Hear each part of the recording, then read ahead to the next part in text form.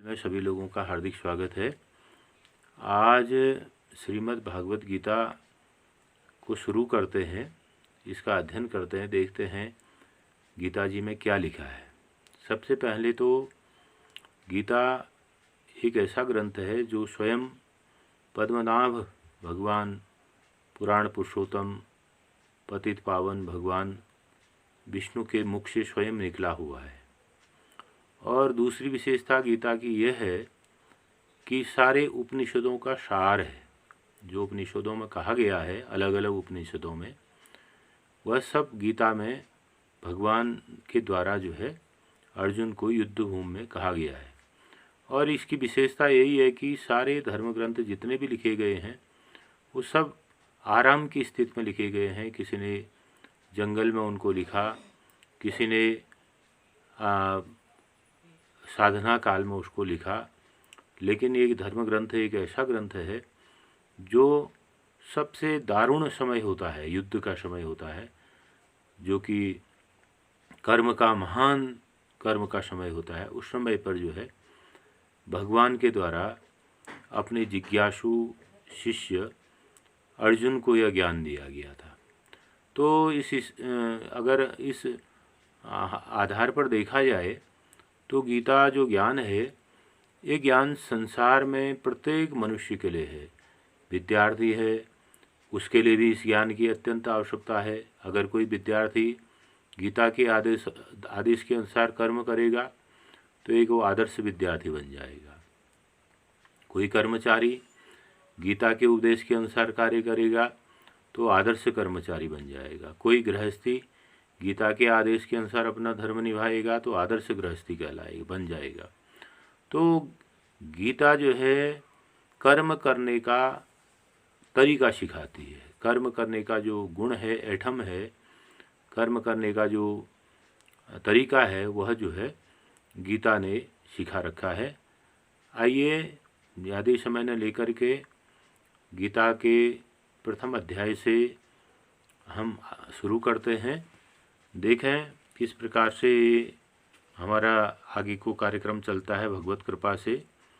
तो गीता शुरू करने से पहले हम भगवान विष्णु का ध्यान कर लेते हैं। शांताकारं भुजगशयनं पद्मनाभं सुरेश्वरं विश्वाधारं गगनसदृशं मेघवर्णं शुभांगमं लक्ष्मीकान्तं कमलनयनं योगविद्यानगम्यं वंदे विष्णु भवहरणं सर्वलोकैकनाथम्। गीताशास्त्रमिदं पुण्यं य पठेत् प्रणतः पुमान् विष्णो पदम् आप्नोति भयशोकादिवर्जितः। गीताध्ययनशीलस्य प्राणायां परस्य च नैवं सन्ति हि पापानि पूर्वजन्म कृतानि च। मलनिर्मोचनं पुंसां जलस्नानं दिने दिने सत्कृतगीताम्भसि स्नानं संसारमलनाशनम्। गीतासु गीता कर्तव्या किमन्ये शास्त्रविस्तरे या स्वयं पद्मनाभस्य मुखपद्माद्विनिसृताः। भारतामृतसर्वस्वं विष्णो वक्त्राद्विनिसृतं गीता गंगोदकं पीत्वा पुनर्जन्म न विद्यते। सर्वोपनिषदो गावो दोग्धा गोपालनंदन पार्थो वत्सः सुधीर्भोक्ता दुग्धं गीतामृतं महत्। एकं शास्त्रं देवकी पुत्र गीतः मेको देवो देवकी पुत्र एव। एको मंत्रस्तस्य नामानि यानि कर्माप्येकं तस्य देवस्य सेवा। गंगा गीता गायत्री सत्या सीता सरस्वती ब्रह्मावलिर्ब्रह्म विद्या त्रिसंध्या मुक्तिगेहिनी। अर्धमात्रा चिदानंदा भवग्नि भ्रांतिनाशिनी वेदत्रयी परानंता तत्त्वार्थ ज्ञान मंजरी। ओम श्रीमद्भागवत गीता श्री परमात्मने नमः। प्रथमो अध्यायः। धृतराष्ट्र उवाच धर्मक्षेत्रे कुरुक्षेत्रे संवेतायुत्सवः मामका पांडवाश्चैव किं कुर्वतु संजय। धृतराष्ट्र बोले, ही संजय, धर्म भूमि कुरुक्षेत्र में एकत्रित हुई युद्ध की इच्छा वाले मेरे और पांडु के पुत्रों ने क्या किया। संजय उवाच दृष्ट्वा तु पांडवानीकं व्यूढ़ं दुर्योधनस्तदा आचार्यम उपसंयम्यम राजा वचनम ब्रवीत। संजय बोले, उस समय राजा दुर्योधन ने व्यूह रचना युक्त पांडवों की सेना को देखकर और द्रोणाचार्य के पास जाकर यह कहा, पश्येताम पांडपुत्राणाम आचार्यम महतिम चमुम व्यूढ़ाम द्रुपद पुत्रेण तब शिष्येन धीमता। हे आचार्य, आपके बुद्धिमान शिष्य द्रुपद पुत्र धृष्टद्युम्न द्वारा व्यूहाकार खड़ी हुई पांडवों की इस भारी सेना को देखिए। अत्र शूरा महेश्वासा भीमार्जुन समान युधि युयुधानो विराटस्य द्रुपदश्च महारथा दृष्टकेतुश्चेकितान् काशीराजस्य वीर्यवान् पुरजित कुन्तिभोजस्य सेव्यस्य नरपुङ्गवः युधामन्युस्य विक्रान्तौ उत्तमौजास्य वीर्यवान् स्वभद्रो द्रौपदेयाश्च सर्व एवं महारथा। इस सेना में बड़े बड़े धनुषों वाले तथा युद्ध में भीम और अर्जुन के समान सूरवीर सात्यकी और विराट तथा महारथी राजा द्रुपद, धृष्टकेतु, चेकितान तथा बलवान काशीराज, पुरजित, कुंतीभोज और मनुष्यों में श्रेष्ठ सैव्य है, पराक्रमी युधामन्यु है तथा बलवान उत्तमौजा सुभद्रा पुत्र अभिमन्यु एवं द्रौपदी के पांचों पुत्र सभी महारथी हैं। ऐसा दुर्योधन पांडवों की सेना को देख करके आचार्य से कह रहा है। फिर आगे करता है, अस्माकं तु विशिष्टाये तान् निबोध द्विजोत्तम नायका मम सैन्यस्य संज्ञार्थम तान् ब्रवीतमिते। हे ब्राह्मण श्रेष्ठ, अपने पक्ष में जो प्रधान हैं उनको भी आप समझ लीजिए। आपकी जानकारी के लिए मैं अपनी सेना के जो जो सेनापति हैं उनको मैं आपको बताता हूँ। भवान भीष्मस्य कर्णस्य कृपस्य समितंजय अश्वस्थामा विकर्णस्य सौमदत्तिस्तथैव च। आप हैं, द्रोणाचार्य हैं, पितामह भीष्म हैं, कर्ण हैं, संग्राम विजयी कृपाचार्य तथा वैसे ही अश्वस्थामा, विकर्ण और सोमदत्त का पुत्र भूरिश्रवा है। ये च बहवः सूरा मदर्थे त्यक्त्वा जीविता नाना शस्त्रप्रहरणा सर्वे युद्ध विशारदा।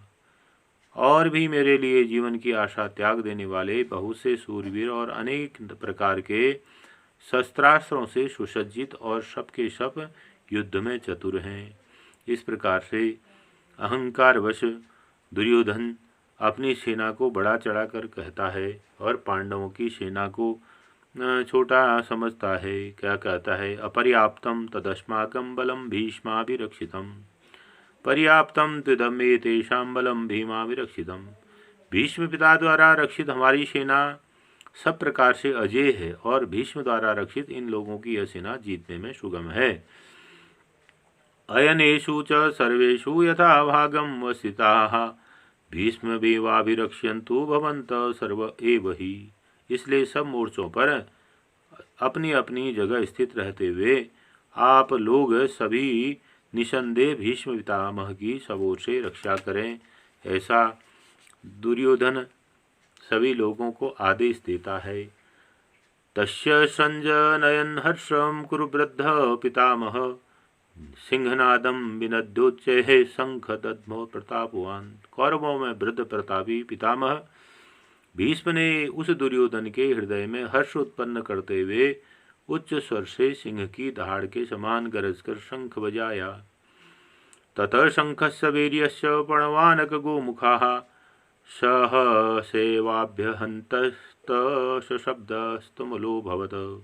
इसके पश्चात शंख और नगारी तथा ढोल, मृदंग और नरसिंहे आदि बाजे एक साथ बज उठे। वह शब्द बड़ा भयंकर हुआ। ततः श्वेते हरे युक्ते महती चंदने स्थितौ माधव पांडवस्यैव दिव्यो शंख प्रधम्नतु। इसके अदंतर सफेद घोड़ों से युक्त उत्तम रथ में बैठे हुए श्री कृष्ण महाराज और अर्जुन ने भी अलौकिक शंख बजाई। कौन से शंख? पांचजन्यम ऋषिकेशो देवदत्तम धनंजय पौंड्रम दद्मो महाशंखम भीमा कर्मा ब्रकोदर। श्री कृष्ण महाराज ने पांचजन्य शंख नामक शंख बजाया। अर्जुन ने देवदत्त नामक शंख बजाया। भयानक कर्म वाले भीमसेन ने पौंड नामक शंख बजाया। अनंत विजयम राजा कुंती पुत्रो युधिष्ठिर नकुलः सह देवस्य सुघोष मणिपुष्पक। कुंती पुत्र राजा युधिष्ठिर ने अनंत विजय नामक और नकुल तथा सहदेव ने सुघोष और मणिपूरक नामक शंख बजाई। काश्यपाश्च परमेश्वासः शिखंडी च महारथ धृष्टद्युम्नो विराटश्च सात्यकीश्चापराजितः द्रुपदो द्रौपदेयाश्च सर्वशः पृथिवीपते सौभद्रश्च महाबाहु शंखं दध्म पृथक पृथक। श्रेष्ठ धनुष वाले काशीराज और महारथी शिखंडी और धृष्टद्युम्न तथा विराट और अजेय सात्यकी राजा द्रुपद और द्रौपदी के 5 पुत्र और बड़ी भुजा वाले सुभद्रा पुत्र अभिमन्यु ने, इन सभी ने हे राजन अपनी ओर से अलग अलग शंख बजाई। सघोषो धार्तराष्ट्राणाम हृदय दिव्य दारयत नवस्स पृथ्वी चैव तुमुलोऽभ्यनुनादयन्। और उस भयानक शब्द ने आकाश और पृथ्वी को भी गुंजाते हुए धृतराष्ट्र के अर्थात आपके पक्ष वालों के हृदय वितीर्ण कर दिए, ऐसा धृतराष्ट्र से कह रहा है। अथ व्यवस्थिता दृष्ट्वा धार्तराष्ट्रान् कपिध्वज प्रवर्ते शस्त्र संपाते धनुर्दम्य पांडव। अर्जुन उवाच हे राजन, इसके बाद कपिध्वज अर्जुन ने मोर्चा बांधकर डटे हुए धृतराष्ट्र संबंधियों को देखकर उन शस्त्र चलाने की तैयारी के समय धनुष उठाकर ऋषिकेश श्री कृष्ण महाराज से यह कहा। अर्जुन उवाच ऋषिकेशं तदा वाक्यम् इमामिदमाह महीपते सेनयोरुभयोर्मध्ये रथं स्थापयमेच्युत। हे ऋषिकेश, मेरे रथ को दोनों सेनाओं के बीच में खड़ा कीजिए। यावदेता निरीक्षेऽहं योद्धुकामान् वसितान् मया सह योद्धव्यम् अस्मिन् रणसमुद्यमे। यावदेता निरीक्षेऽहं योद्धुकामान् वसितान् कैर्मया सह योद्धव्यम् अस्मिन् रणसमुद्यमे। और जब तक मैं युद्ध क्षेत्र में डटे हुए युद्ध के अभिलाषी इन विपक्षी योद्धाओं को भली प्रकार देख लूं कि इस युद्ध रूप व्यापार में मुझसे किन किन के साथ युद्ध करना योग्य है, तब तक उसे खड़ा रखिए। योत्स्यमानान् वेक्ष्यहं य एते यत्र समागता धार्तराष्ट्रस्य दुर्बुद्धे युद्धे प्रिय चिकीर्षवः। दुर्बुद्धि दुर्योधन का युद्ध में हित चाहने वाले जो ये राजा लोग इस सेना में आए हैं, इन युद्ध करने वालों को मैं देखूंगा। हे मुक्तो ऋषिकेशो गुडाकेशेन भारत सेनयोरुभयोर्मध्ये स्थापित्वा रथोत्तमम्। भीष्म द्रोण प्रमुखतः सर्वेषां च महीक्षिताम्। उवाच पार्थ पश्येतान् संवेतान् कुरु निधि। संजय बोले, हे धृतराष्ट्र, अर्जुन द्वारा इस प्रकार कहे हुए महाराज श्री कृष्ण ने दोनों सेनाओं के बीच में भीष्म और द्रोणाचार्य के सामने तथा संपूर्ण राजाओं के सामने उत्तम रथ को खड़ा करके इस प्रकार कहा, हे पार्थ, युद्ध के लिए जुटे हुए इन कौरवों को देख। तत्रापश्य स्थितान् पार्थ पितरन् अथ पितामहान् आचार्यान् मातुलान् भ्रातान् तत्पुत्रान् पौत्र सखींस्तथा ससुरान् सुहृदयस्यैव सेनयोरुभयोरपि। इसके बाद प्रथापुत्र अर्जुन ने उन दोनों ही सेनाओं में स्थित ताऊ, चाचों, दादों, परदादों, गुरुओं, मामाओं, भाइयों, पुत्रों और पौत्रों को तथा मित्रों को, ससुरों को, सुहृदों को देखा। तान् समीक्ष्य स कौन्तेय सर्वान् बन्धून् वसितान् कृपया पर्याविष्टो विषीदन्तं ब्रवीत्। उन उपस्थित संपूर्ण बंधुओं को देखकर वे कुंती पुत्र अर्जुन अत्यंत करुणा से युक्त होकर शोक करते हुए यह वचन बोले। अर्जुन उवाच दृष्टेवं स्वजनं कृष्ण युयुत्सु समुपस्थितं शीदन्ति मम गात्राणि मुखं च परिशुष्यति वैपथुश्च शरीरे में रोमहर्षश्च जायते। अर्जुन बोले, हे कृष्ण, युद्ध क्षेत्र में डटे हुए युद्ध के अभिलाषी इन स्वजन समुदाय को देखकर मेरे अंग शिथिल हुए जा रहे हैं, मेरा मुख सूखा जा रहा है तथा मेरे शरीर में कंपन और रोमांच हो रहा है। गांडीवंस्तस्ते हस्तात् त्वचैव परिदह्यते न चक्षस्नोम्यवस्थापुं भ्रमतिव च मे मनः। हाथ से गांडीव धनुष गिर रहा है, त्वचा भी बहुत जल रही है, मेरा मन बड़ा भ्रमित सा हो रहा है, इसलिए मैं खड़ा रहने में असमर्थ हूँ। निमित्तानि च पश्यामि विपरीतानि केशव न च श्रोयो अनुपश्यामि हत्वा स्वजनमाहव। हे केशव, मैं लक्षणों को भी विपरीत ही देख रहा हूँ तथा युद्ध में स्वजन समुदाय को मारकर कल्याण भी नहीं देखता हूँ। न कांक्षे विजयम कृष्ण न च राज्यम सुखानि च किंग नो राज्येन गोविंद किंग भोगेर्जीवितेन वा। हे कृष्ण, मैं न तो विजय चाहता हूँ और न राज्य तथा सुख को ही चाहता हूँ। हे गोविंद, हमें ऐसे राज्य से क्या प्रयोजन है, ऐसे भोगों और जीवन से क्या लाभ होगा। येषामर्थे कांक्षितं नो राज्यं भोगाः सुखानि च त इमेव स्थिता युद्धे प्राणां त्यक्त्वा धनानि च। हमें जिनके लिए राज्य, भोग और सुख आदि अभीष्ट हैं, वे ही सब धन और जीवन की आशा को त्याग कर युद्ध के लिए खड़े हैं। आचार्याः पितरः पुत्रास्तथैव च पितामहा मातुला ससुरा पौत्रा शाला संबंधिनस्तथा। गुर्जन, ताऊ, चाचे, लड़के और उसी प्रकार दादे, मामे, ससुर, पौत्र, शाले तथा सभी संबंधी लोग हैं। एतान्न हन्तुमिच्छामि हन्तोऽपि मधुसूदन अपि त्रैलोक्यस्य राज्यस्य हेतु किं नु मही कृते। हे मधुसूदन, मुझे मारने पर भी अथवा इन तीनों लोकों के राज्य के लिए भी मैं इनको मारना नहीं चाहता, फिर पृथ्वी के लिए तो ही क्या कहना। अर्थात इस छोटे से पृथ्वी के राज्य के लिए क्या इन्हें मारना उचित है। निहत्याधार्तराष्ट्रान्न का प्रीति स्याज्जनार्जन पापमेवाश्रये दस्मान् हत्ये तान् आततायिनः। हे जनार्जन, धृतराष्ट्र के पुत्रों को मारकर हमें क्या प्रसन्नता होगी, इन आतताइयों को मारकर तो हमें पाप ही लगेगा। तस्मान्नार्हा वयं हन्तुं धार्तराष्ट्रान् स्वबन्धवान् स्वजनम ही कथम हत्वा सुखिनः श्याम माधव। अतः हे माधव, अपने ही बांधव धृतराष्ट्र के पुत्रों को मारने के लिए हम योग्य नहीं हैं, क्योंकि अपने ही कुटुंब को मारकर हम कैसे सुखी हो सकते हैं। यद्यप्येतेन पश्यन्ति लोभोपहत चेतसः कुलस्य कृतं दोषं मित्रदोहे च पातकं कथं न क्षेममस्माभिः पापादस्मान्निवर्तितुं कुलस्य कृतं दोषं प्रपश्यति भर्तजनार्जनः।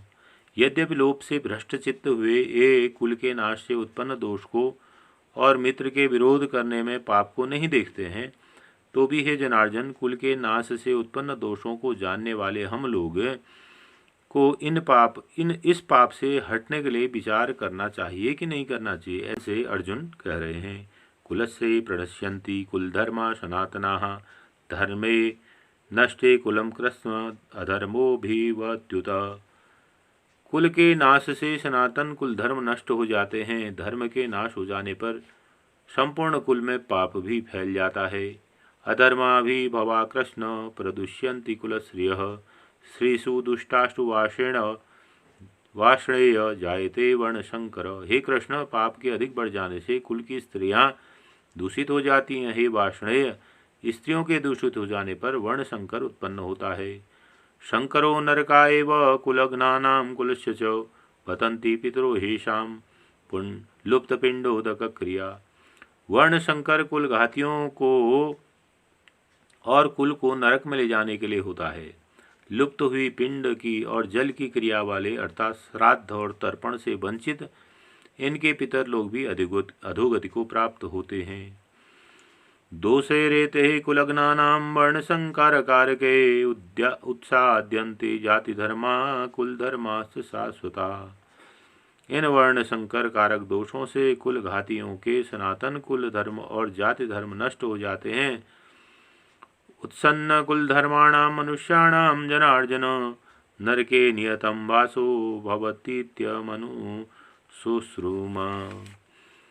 मनुष्य का अनिश्चित काल तक नरक में वास होता है, ऐसा हम सुनते आए हैं। अहो बत महत् पापम कर्तुम व्यवसिता वयम यद्राज्या सुखलोभेन हंतुम सजन मुद्यता। हा शोक, हम लोग बुद्धिमान होकर भी महान पाप करने को तैयार हो गए हैं, जो राज्य और सुख के लोभ से स्वजनों को मारने के लिए उद्यत हो गए हैं। यदि माम प्रतिकारम अशस्त्रम शस्त्रपाणयो धार्तराष्ट्रारणे हंत्युम स्तन्मे क्षेमतरम भवेत्। यदि मुझ शस्त्र रहित एवं सामना न करने वाले को भी शस्त्र हाथ में लिए हुए धृतराष्ट्र के पुत्र रण में मार डालें तो वह मारना मेरे लिए अधिक कल्याणकारक होगा। संजय उवाच ए मुक्ता अर्जुन शंखे रथोपस्थ उपासितः विसृज्य सरम चापम शोक संविघ्न मानसः। संजय बोले, हे राजन, रणभूमि में शोक से उद्विग्न मन वाले अर्जुन इस प्रकार कहकर बाण सहित धनुष को त्याग कर रथ के पिछले भाग में बैठ गई। ओम तत्सदिति श्रीमद्भगवद्गीतासु उपनिषदत्सु ब्रह्म विद्यायां योग शास्त्रे श्री कृष्ण अर्जुन नाम संवादे अर्जुन विषाद योगो नाम प्रथमो अध्यायः। पहला अध्याय अर्जुन विषाद नाम का योग है। इसमें अर्जुन एक मानव है और साथ ही साथ एक वीर योद्धा भी हैं। पहले तो रण में युद्ध में लड़ने के लिए गए, बाद में उन्होंने देखा कि दोनों तरफ ही तो अपने ही लोग तो हैं। उधर पांडवों में भी अपने ही लोग खड़े हैं और कौरवों में भी अपने ही लोग खड़े हैं। अपने से वयोवृद्ध भी हैं, राजा हमारे गुरु भी हैं और स्वजन हैं, पितर हैं, सभी युद्ध के लिए खड़े हुए हैं। इनको मारना उचित नहीं है। इस तरह से उनको मोह हो जाता है, मनुष्य मोह ग्रसित हो जाता है। तो अर्जुन को भी यहाँ पर मोह होता है और अर्जुन विषाद युक्त होकर के लास्ट में भगवान से कह देता है, अंत में भगवान से कह देता है, अहोबत महत पापम कर्तुम व्यवसिता वयम यद्राज्य सुखलोभे न हंतुम सजन मुदिता। हम तो जो है बड़ा बड़ा भारी पाप करने लग गए हैं। ये राज्य के सुख के लोभ के लिए हम लोग जो है अपने ही स्वजनों को मारने के लिए तैयार हैं। ऐसा कह करके फिर कहते हैं कि मुझे अगर निहत्थे को ये धृतराष्ट्र के पुत्र यानी कि कौरव सेना वाले मार भी दें, मैं इनको मना भी न करूँ, मार भी दें, तो उसमें मैं अपने लिए हितकारक मान रहा हूँ कि ये मुझे मार डालें, क्योंकि ऐसा इस प्रकार के युद्ध करना ठीक नहीं है। इस तरह से महान शोक जो है यहाँ पर अर्जुन को उत्पन्न हो गया। पहले अध्याय में अर्जुन को विषाद उत्पन्न हो जाता है। अब दूसरे अध्याय में भगवान अर्जुन को सांख्य योग के संबंध में बताते हैं कि हे अर्जुन, जो परिस्थितियाँ पैदा हो रही हैं उन परिस्थितियों में ही हमें खेलना है, संसार में रहना है और करने वाले हम नहीं हैं, करने वाला समय है, करने वाला परमेश्वर है। हम तो केवल अपना अपना रोल अदा करेंगे। इस तरह से जो है दूसरे अध्याय में भगवान उनको सुनाएंगे, बताएंगे, सांख्य योग का उनको ज्ञान देंगे। आने वाले वीडियो में हम, आने वाले क्रम में हम इसको फिर आप लोगों के सामने लाएंगे। आज के लिए बस इतना ही। ओम नमो भगवते वासुदेवाय।